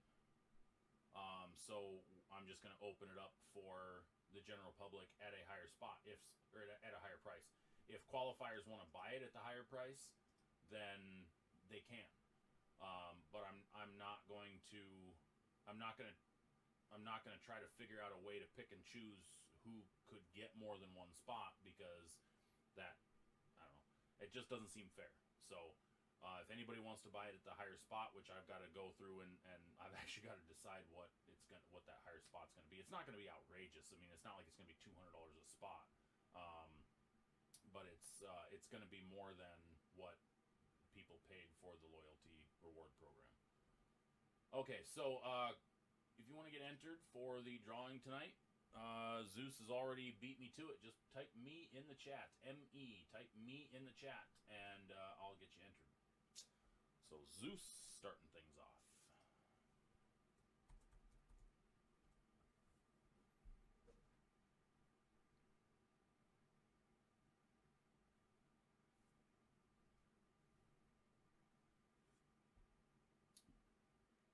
All right. David Miller. Taylor. Albert. Don.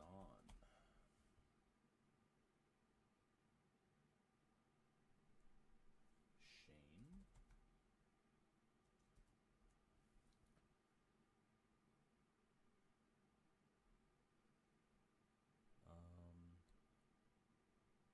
Oh. I got what you mean there, Zeus. I was like, I thought you were talking about for tomorrow night. I was like, you're not going to miss it tomorrow night. Yeah, Flawless is actually pretty solid. I thought about doing a Flawless group break, but I just... once we get more traction and we get more people on the regular joining the break night, and I probably will wait until I've got maybe 2 or 3 break nights a week or break days a week before I start doing things like Flawless, because I need the traction first. I'm not going to try to do a Flawless break and have 3 people buy into it or 10 people buy into it and then struggle to sell the rest of the break. That's bad. I don't like having the house spots, and I don't like dragging stuff out. That's why I'm only doing 5 breaks a night right now, or 5 breaks for break night right now, because I don't want to burn people out, and I don't expect everybody to jump in every break. I mean, it's tough to do, and the more people we get that are getting 2, 3, 4 breaks out of a month, the better chance we have of filling overall. So yeah, eventually, yes, I'd like to do things like Flawless. I would like to do things like National Treasures, where I don't have to worry about just doing it as a loyalty break type of thing, where I could actually fill it at me having to pay $3,000+ to get the box. Oh, sorry. It's probably just because I moved away from my microphone.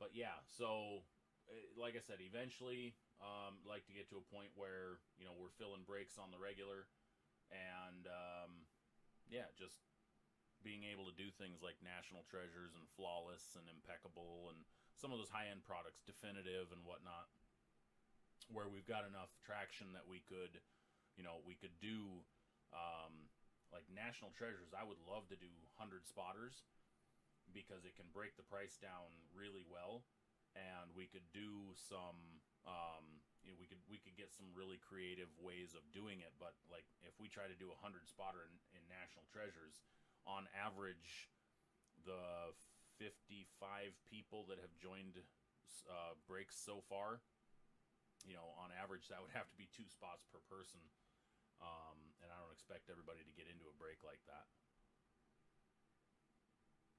All right, so we've got 1, 2, 3, 4, 5, 6 people lined up so far. All right, we're gonna roll with it. We're gonna roll the dice first. Rolling 2 dice. We do not take snake eyes. So 8. We're going to randomize the list 8 times. Here is our list of our 8 participants for the random. 6 participants that we're going to randomize 8 times. Good luck, everybody. 1, 2, 3, 4, 5, 6, 7, 8th and final time. The 1 spot is going to win the KJ Hamler jersey, and the 2 spot, the Jonathan Taylor. 8th and final time. Good luck, everybody. Number 8, Zeus taking the 1 hole. Albert taking the 2 spot. Zeus is winning the KJ Hamler. Albert winning the Jonathan Taylor. Congratulations, guys.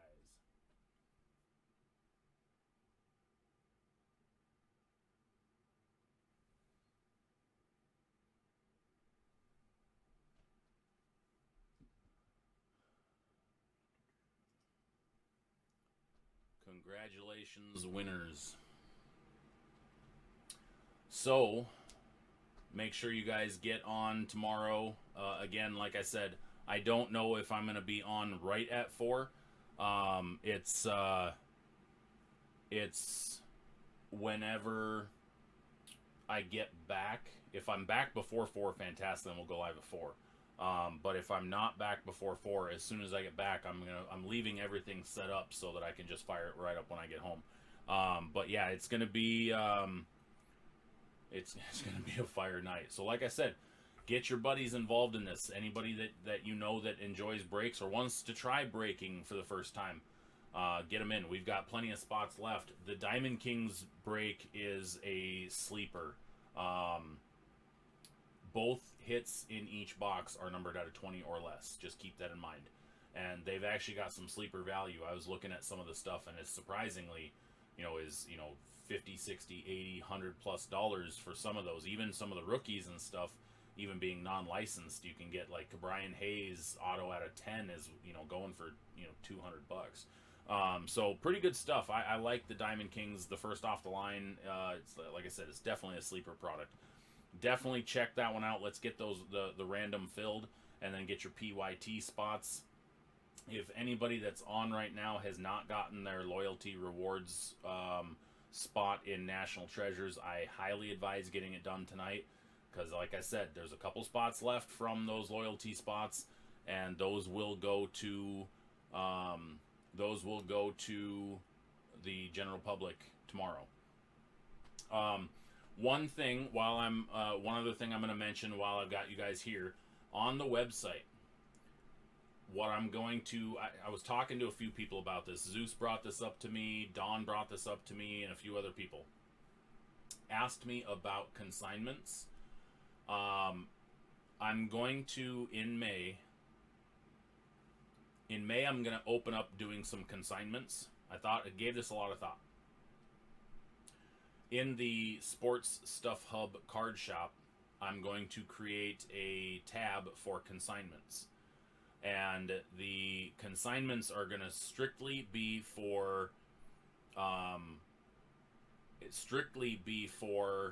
cards that are from breaks, valued at $100 or more, and I'm going to limit how many cards that you can leave with me, because I can't right now, just the way it's set up. I don't have the infrastructure to handle a mass amount of people trying to leave cards. Like if 20 people from break night wanted to leave 50 cards each with me, I wouldn't be able to get them loaded in a week even. It takes too long to upload inventory right now. So what I'm going to do is I'm going to limit it to some of just the big fish that get pulled. If somebody wants to leave it here, so I don't have to ship it, and then I will do a consignment for a few cards for the break participants. And again, this is not cards that you ship to me. This is cards that are going to be from the breaks only.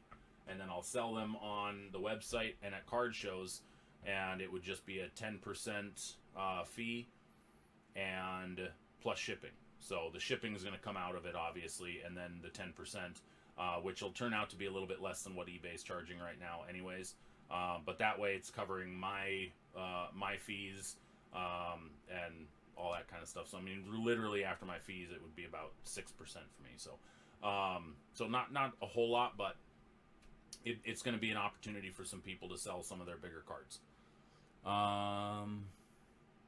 Yeah, I don't like I said, once I get the infrastructure, hopefully by the end of this year, I'm able to bring on a person, at least one person, to help with break sorting and shipping, and potentially even inventory management and helping get stuff loaded on the website. Once that takes place, then we can open that door a little bit more, but I'm going to do it a little bit at a time. So like, for example, Zeus, if you hit 3 cards that were, 50-50 and 120, and you wanted me to try to sell the $120 one, yes, you could just message me. I'm going to come up with a contractual consignment type of deal to send and whatnot. That way I have it actually written, and it's an agreed upon percentage and all that kind of stuff. So that's stuff that's going to be implemented here this month, and I think it's going to turn out good, and it could help draw some more people in as well. So yeah, more details will come as the month proceeds. Okay, well, it's 8 o'clock. It's time to wrap it up for the night.